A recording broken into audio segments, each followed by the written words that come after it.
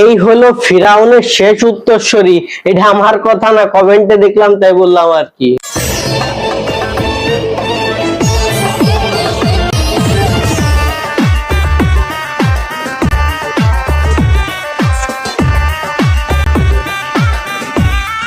কি ভাই, চেনা চেনা লাগে নাকি?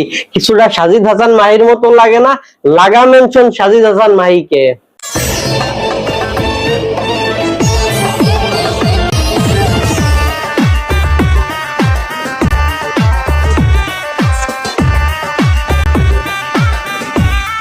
না মানে ভাই, তোর জঙ্গলে যাওয়ার কি দরকার ছিল?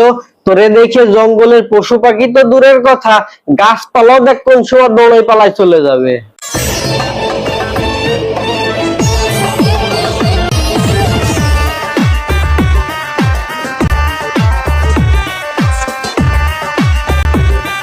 অনেকেই এরে দেখে বাংলাদেশি মনে করতে পারেন, বাস্তবে এ বাংলাদেশি না। এই যে কোন দেশি, এর ভাষা দেখে আমি বুঝলামও না, এর আইডি দেখে তো আরো বুঝলাম না।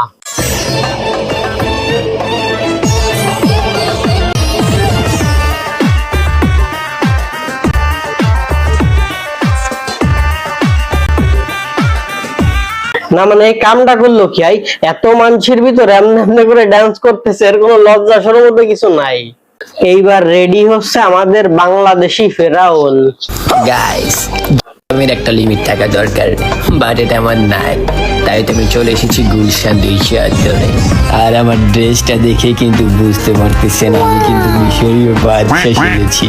আর এই ড্রেস পরে আমি এখানে এমন নাচ নাচবো যাতে আপনাদের হাসতে হাসতে গলা ফেটে যায়।